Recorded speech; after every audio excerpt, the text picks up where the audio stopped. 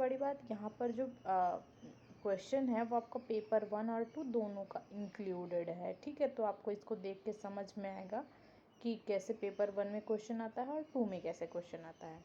ठीक है, तो आपका जो एग्ज़ाम आने वाला है 15 दिसंबर को, उसके लिए ये बहुत ही इम्पोर्टेंट है, तो इसको देखना मत भूलिएगा। ऐसा नहीं है कि हिंदी है तो ऐसे जाने दो, शिक्षण के क्वेश्चंस उसमें भी इधर उधर से आते हैं थोड़ा घुमा के, तो एक भी क्वेश्चंस मतलब गड़बड़ ना हो, गलत ना हो, इसलिए आपको प्रयास ये करना है कि अब ज़्यादा से ज़्यादा आपको प्रैक्टिस ही करनी है। ठीक, हर सब्जेक्ट के लिए अब आपको ज़्यादा से ज़्यादा प्रैक्टिस सेट ही देखना है प्रीवियस ईयर को, क्योंकि आप जानते हो कि ये बेस क्या है, सीबीएसई सिर्फ और सिर्फ पूरा का पूरा प्रीवियस ईयर क्वेश्चन से ही देता है।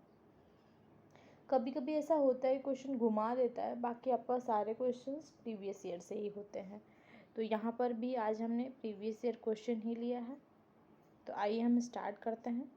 हमारा पहला क्वेश्चन है, भाषा है क्या है भाषा? क्या संरचनाओं की व्यवस्था है, या संप्रेषण की व्यवस्था है, मतलब बातचीत संप्रेषण की व्यवस्था है, नियम संचालित व्यवस्था है, नियम को संचालित करने की व्यवस्था है, या फिर एक वैज्ञानिक व्यवस्था है?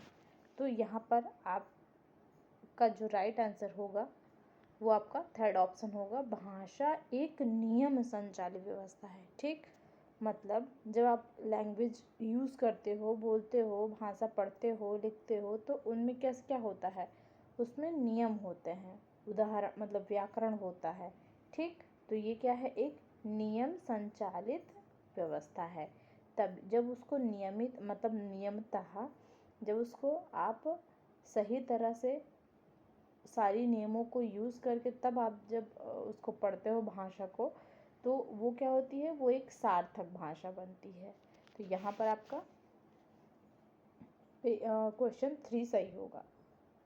आइए हम नेक्स्ट क्वेश्चन देखते हैं। एक अध्यापक कुछ क्रियाएं करता है, शिक्षार्थियों को निर्देश है कि इनका अनुसरण करें, उन्हें किसी भी प्रकार से बोलने की मनाही है, इस विधि को किस रूप में जाना जाता है।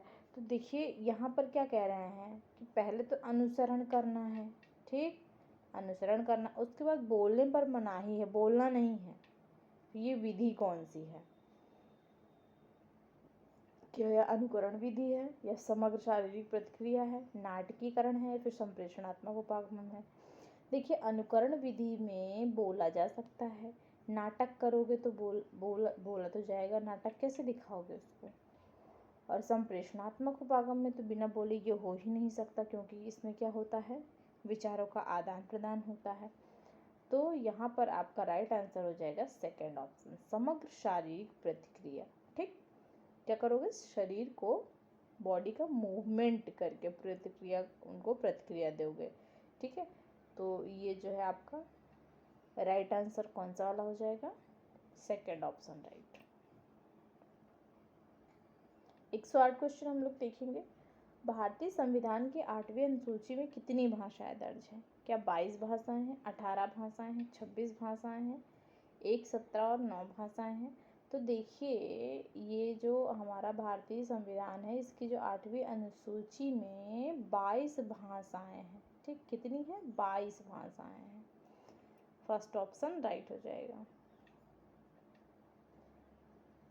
109 क्वेश्चन कहता है कि एक कक्ष में विभिन्न साधनों जैसे दीवार पर, कक्षा पुस्तकालय, श्रव्य दृश्य के द्वारा शिक्षार्थियों को भाषा पर ध्यान देने के अवसर दिए जाते हैं, इसे क्या कहना चाहिए? ठीक, सभी। तो देखिए यहाँ पर दीवार का यूज़ किया जा रहा है, कक्षा पुस्तकालय का, और श्रव्य दृश्य सुनकर और देखने की प्रक्रिया जो है की जा रही है इसमें। तो इसमें कह रहे हैं कि इन सब के द्वारा शिक्षार्थियों को भाषा पर ध्यान देने के अवसर दिए जाते हैं, इसे क्या कहना चाहिए?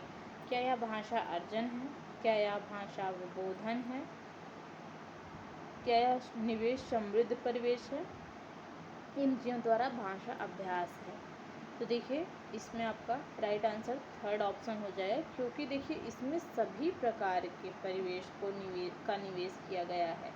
ठीक ठीक, मतलब दीवार पर लिखने की प्रक्रिया भी हो रही, कक्षा पुस्तकालय श्रव्य दृश्य के द्वारा भी तो यहाँ पर क्या है, निवेश समृद्ध परिवेश होगा, पर थर्ड ऑप्शन राइट होगा।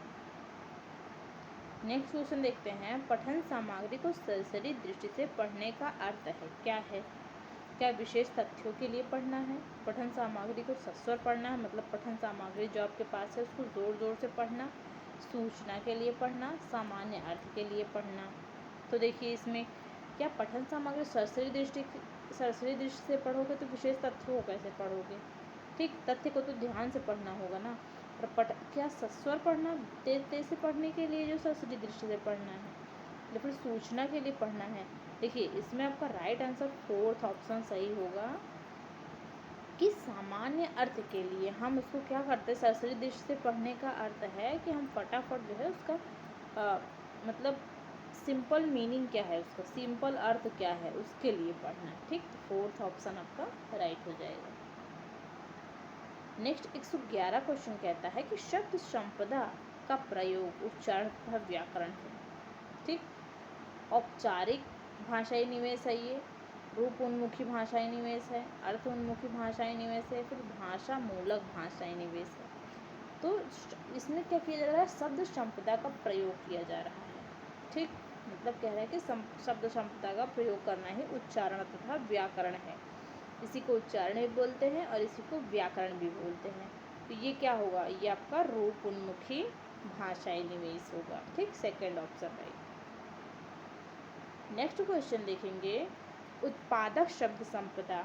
पहली बात तो आप यहाँ पर ध्यान दीजिए, उत्पादक की बात की जा रही है। यहाँ पे कह रहा है कि वे शब्द जिन्हें हम लेखन तथा वाचन में प्रयोग करते हैं, वे शब्द जिन्हें हम जब कोई उन्हें बोलता है पहचानते हैं, वे शब्द जिन पर हम पढ़ते समय ध्यान देते हैं, वे शब्द जिन्हें हम समझते नहीं। तो देखिए उत्पादक मतलब हमारे मन के भावों का, विचारों का क्या हो रहा है, उत्पाद हो रहा है। ठीक, क्या हो रहा है, हमारे मन के भाव और विचार जो है वो निकल कर आ रहे हैं। तो ये क्या हो गई, ये एक तरह का उत्पादक हो गया। तो इसलिए यहाँ पर राइट आंसर ये किसके द्वारा होता है, ये लिखने के द्वारा। जब आप लेखनी का लिखेंगे कुछ भी, अगर आपको कह दिया गया कि आप स्वतंत्र हैं, आप अपने बारे में कुछ लिखिए, तो वो उसमें क्या होगा, ये आप अपने मन के भावों का, विचारों का उत्पादन ही तो करेंगे ना। या फिर कुछ भी आपको इससे क्या होता है, रचनात्मक शैली का विकास होता है। ठीक, और वाचन में भी आप अपने दिमाग का यूज़ करके ही बोलेंगे। ठीक, तो ये क्या उत्पादक शब्द संपदा है, फर्स्ट ऑप्शन राइट।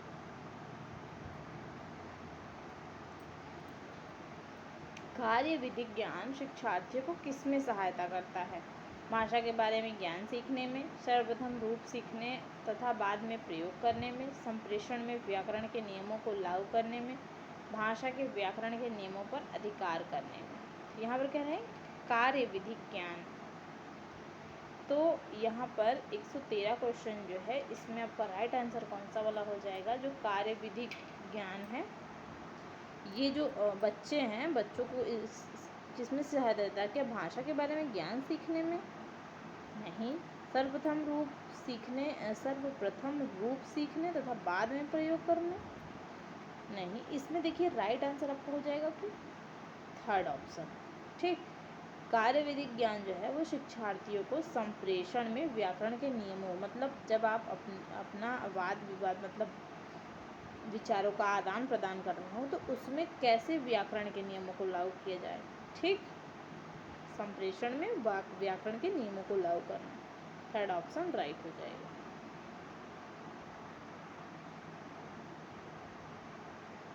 एक 114 क्वेश्चन देखिए, लेखक का कौन सा उपागम लेखन के द्वारा लिखना सीखना को स्पष्ट करता है?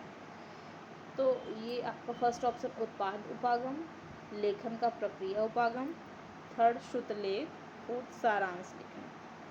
तो यहाँ पर आपका राइट आंसर कौन सा हो जाएगा? पहली बात तो आप देख लीजिए क्वेश्चन में आपको आंसर मिल जाएगा कि लेखन के द्वारा, लेखन की बात की जा रही है। तो ये क्या होगा, ये संभव आपका लिखने से ही संभव हो सकता है। ठीक, लेखन का प्रक्रिया उपागम, यही जो है लेखन के द्वारा लिखना सीखने को स्पष्ट करता है। सेकंड ऑप्शन राइट हो जाएगा।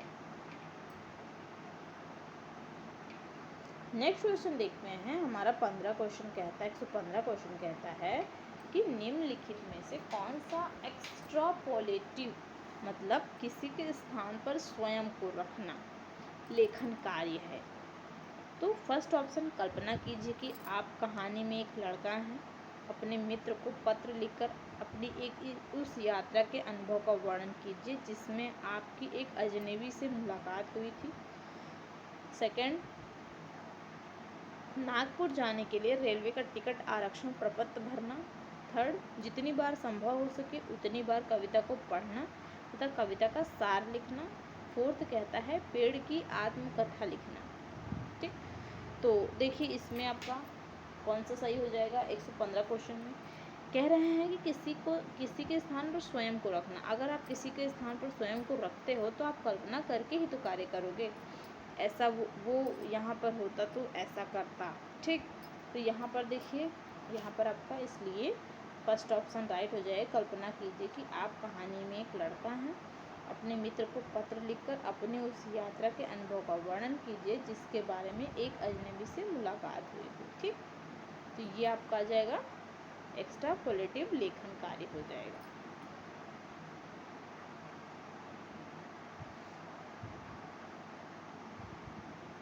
नेक्स्ट क्वेश्चन 116 क्वेश्चन कहता है कि सामग्रियों में शिक्षा शास्त्र को अंतर्निहित करना है। सामग्रियों की पाठ्यवस्तु की वैधता मतलब उसमें कितनी वैधता है। सामग्रियों की विश्वसनीयता, उसमें कितना विश्वसनीयता है। शिक्षक की शिक्षा शास्त्रीय समझ, सामग्रियों की शिक्षा शास्त्रीय समझ। तो देखिए यहाँ पर आपका राइट आंसर हो जाएगा कि सामग्रियों की शिक्षा शास्त्र को अंतर्निहित करना।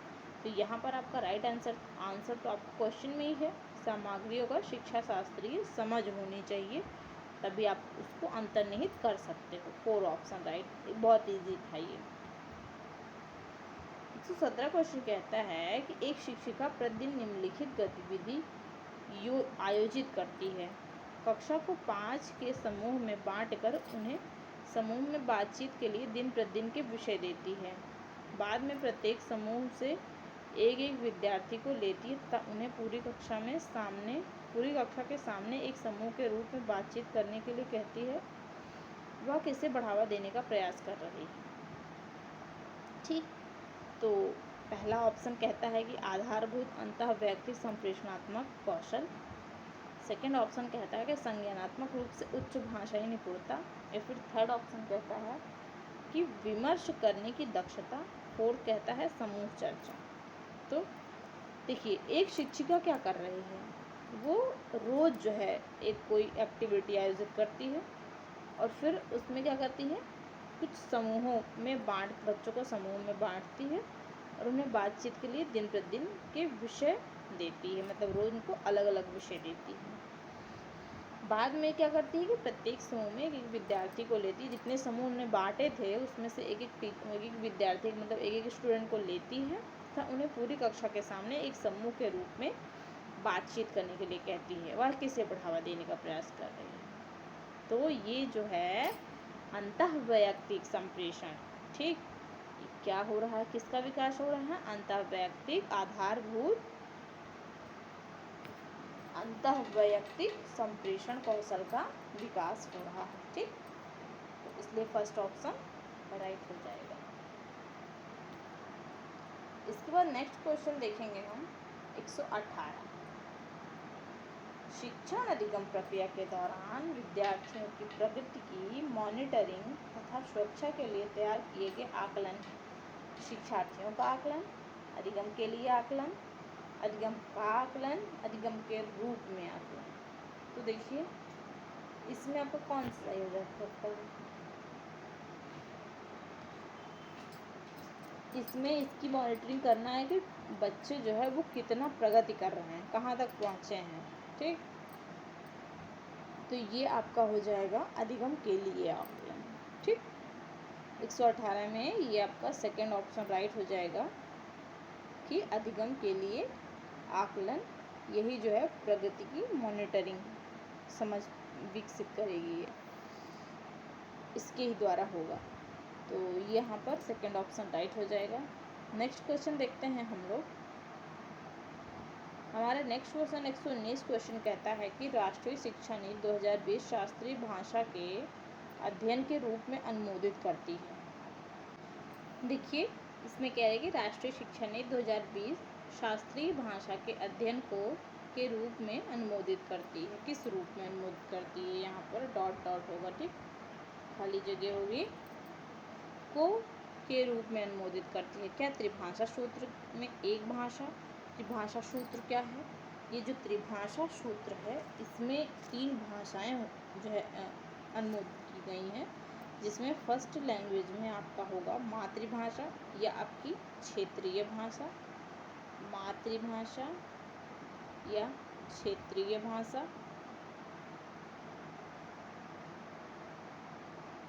सेकंड में जो होगा वो के हिंदी भाषी राज्यों में इंग्लिश या कोई और आधुनिक भारतीय भाषा होगी, और जो गैर हिंदी, जहाँ पर हिंदी नहीं बोली जाती है, ऐसे भाषी राज्य में ये हिंदी या फिर इंग्लिश होगी, ठीक। और थर्ड में जो होगा, जो तीसरी भाषा है, उसमें होगा कि हिंदी भाषी राज्य में यह इंग्लिश या कोई और आधुनिक भारतीय भाषा होगी, और गैर हिंदी भाषी राज्य में इंग्लिश या कोई और आधुनिक भारतीय भाषा होगी, ठीक। तो ये हो गया। अब देखिए सेकंड ऑप्शन कहता है कि अनिवार्य भाषा के रूप में, और एक जो थर्ड ऑप्शन कह रहा है कि एक अतिरिक्त विकल्प, या फोर्थ कह रहा है कि द्वितीय भाषा के रूप में। तो शास्त्रीय भाषा के अध्ययन को किस रूप में अनुमोदित किया गया है? तो ये जो शास्त्रीय भाषा होगी वो क्या होगी? एक अतिरिक्त विकल्प, ठीक। क्या होगी वो?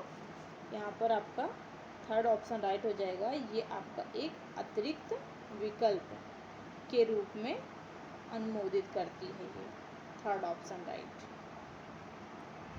120 क्वेश्चन देखिए यहाँ पर। एक शिक्षिका अपनी कक्षा में विद्यार्थियों को 2-2 समूह बनाती है और उन्हें 18 वाक्य वाली एक कहानी देती है। उनमें से एक जोड़े के पास विषम संख्या वाले वाक्य 1, 3, 5 छपे हुए तथा अन्य वाक्य खाली हों, जबकि दूसरे जोड़े को सम संख्या वाले वाक्य 2, 4, 6 तथा विषम संख्या वाले वाक्य खाली हैं। विद्यार्थियों को जोड़े में एक दूसरे को वाक्यों को पढ़कर सुनाना है तथा कहानी को पूरा कर लिखना है। इसमें श्रवण, वाचन, पठन तथा लेखन सम्मिलित है। इस कार्य को किस रूप में जाना जाता है?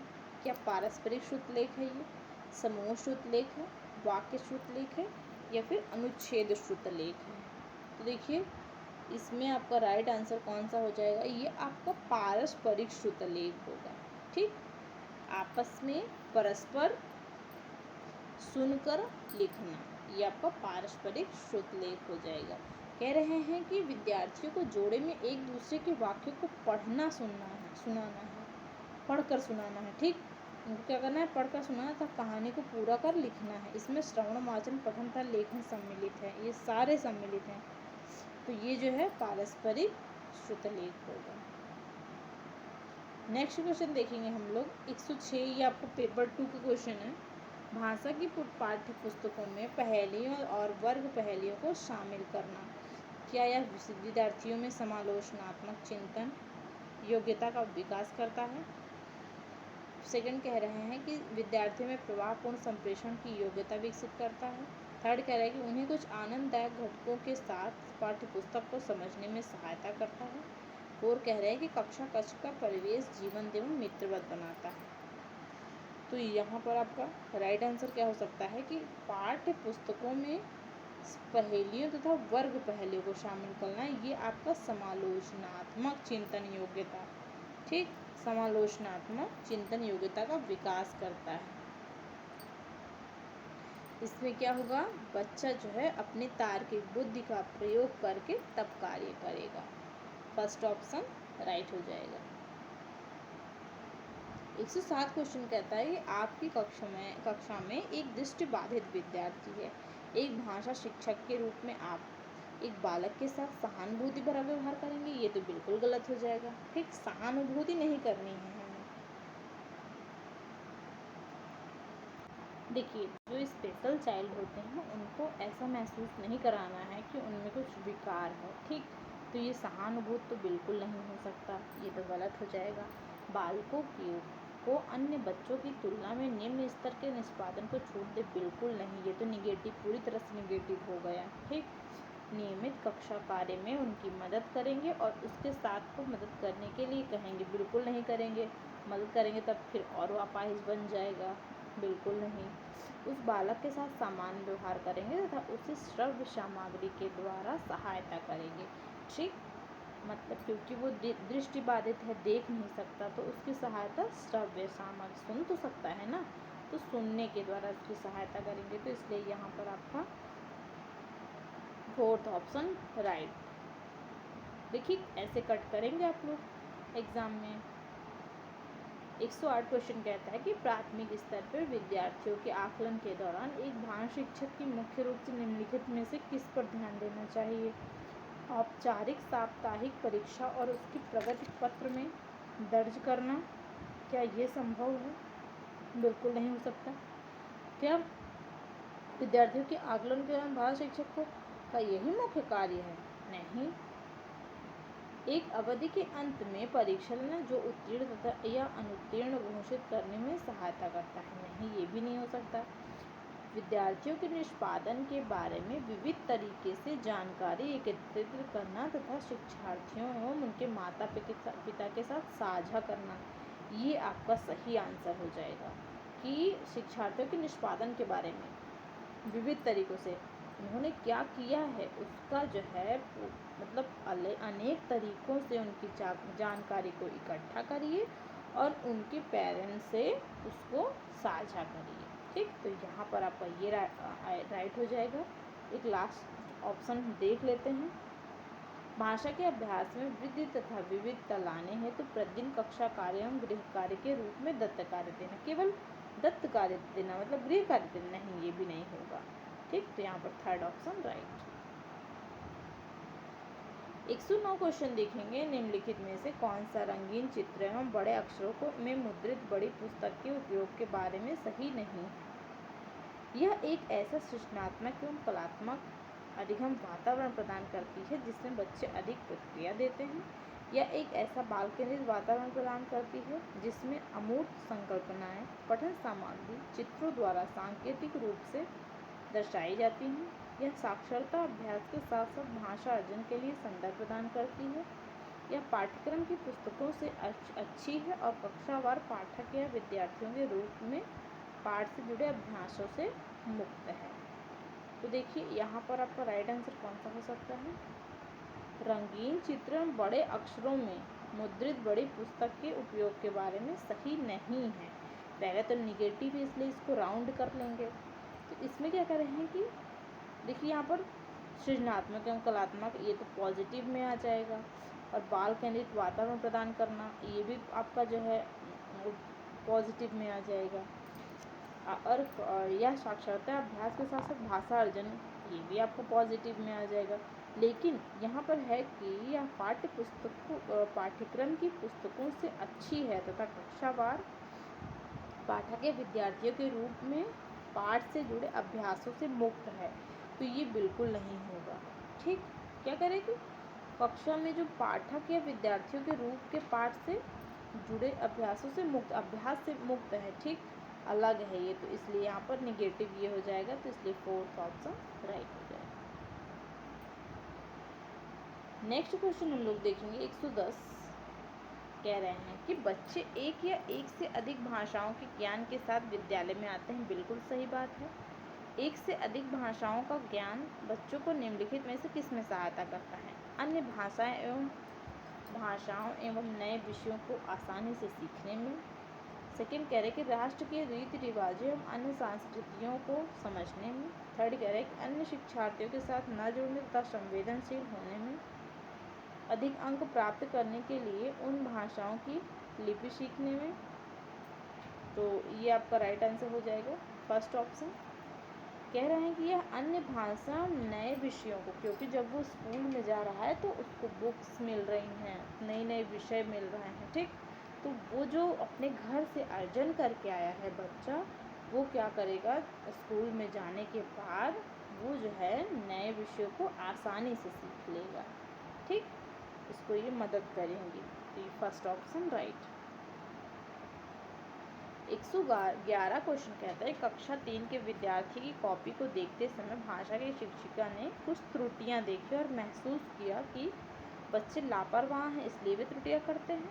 बच्चे त्रुटियां करते हैं एवं दोहरा रहे हैं क्योंकि उनमें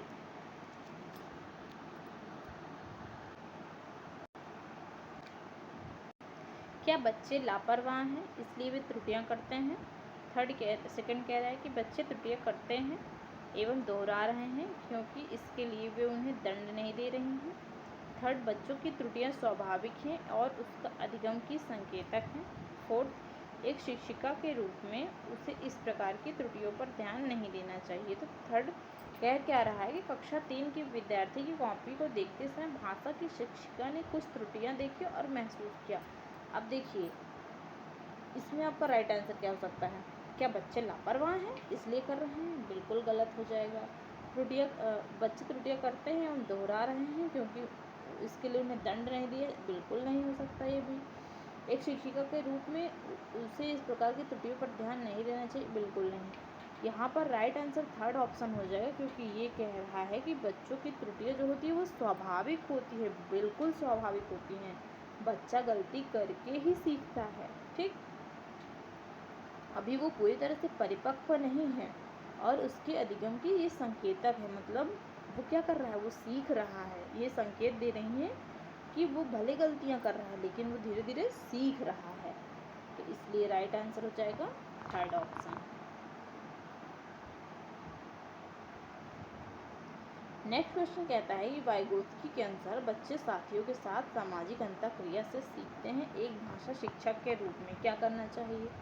अपने पाठ की इस तरह से योजना बनाएं कि वे कक्षा में अकेले बैठें तथा कक्षा में अंतःक्रिया एवं बातचीत किए बिना कार्य करें। सेकेंड ऑप्शन कहता है ऐसी पाठ योजना बनाएं जिसमें अंतःक्रिया से बचने के लिए खेल और चर्चा शामिल न की जाए। कक्षा में अनुशासन बनाए रखने के लिए प्रोत्साहन, पुरस्कार एवं दंड का प्रयोग करें। जोड़े में समूह कार्य के लिए योजना बनाएं ताकि वे साथियों के साथ अंतःक्रिया कर सकें। अब आप इसका जो है आंसर तो जान ही गए होंगे, ठीक। देखिए पहली बात तो बच्चा जो कक्षा में बच्चा जो है अकेले बैठे और अंतःक्रिया में बातचीत किए बिना कार्य, ऐसा तो नहीं हो सकता, बिल्कुल नहीं। और यहाँ पर सामाजिक अंतःक्रिया वाइगोत्स्की के अनुसार है, ये सामाजिक अंतःक्रिया में बच्चे जो है वो समूह कार्य में, ठीक, समाज में रहकर सीखते हैं। और ऐसी पाठ योजना बनाए जिसमें अंतःक्रिया से बचने के लिए खेल तथा चर्चा शामिल न की जाए, बिल्कुल नहीं हो सकता। और कक्षा में अनुशासन बनाए रखने के लिए प्रोत्साहन, पुरस्कार एवं दंड का प्रयोग, ये बिल्कुल, ये तो हो ही नहीं सकता, दंड तो बिल्कुल दे ही नहीं सकते। जोड़े एवं समूह कार्य के लिए योजना बनाएं ताकि वे साथियों के साथ अंतःक्रिया कर सकें, ठीक। अंतःक्रिया करेंगे, बातचीत करेंगे अपने सहपाठियों के साथ, तब वो किसी निष्कर्ष पर पहुंच सकते हैं। तो ये आपका सामाजिक अंतःक्रिया के मतलब के तहत ये आपका राइट आंसर फोर्थ ऑप्शन हो जाएगा। 113 क्वेश्चन कह रहा है कि निम्नलिखित में से कौन सा तरीका भाषा शिक्षक के द्वारा अपनाया जाना चाहिए। धारा प्रवाह बोलने वाले विद्यार्थियों को कक्षा में अनुकरणीय विद्यार्थी के रूप में स्वीकारना चाहिए। देखिए किसी कारणवश ये क्लास अभी यहीं हम ख़त्म करते हैं और यहाँ पर जो आपका कुछ क्वेश्चंस बचे हुए हैं 113 से आगे, ये क्वेश्चन मैं आपको बाद में करवा दूँगी, ठीक है। अभी थोड़ा सा इशू है तो बाकी का क्वेश्चन मैं आपको नेक्स्ट क्लास में करवा दूँगी।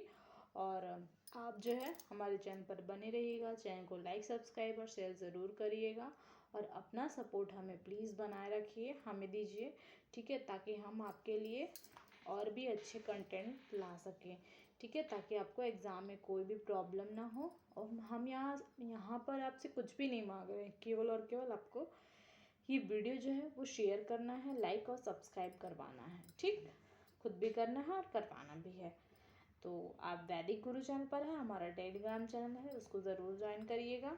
और इसी बात के साथ हम यहाँ पर ये ख़त्म करते हैं क्लास कि आपको जो क्वेश्चन बचे हुए हैं वो आपको नेक्स्ट क्लास में दे दिए जाएंगे और संस्कृत के और भी क्वेश्चंस लाए जाएंगे। ठीक है, तो आज के लिए इतना ही, बाकी का नेक्स्ट क्लास में करेंगे। धन्यवाद।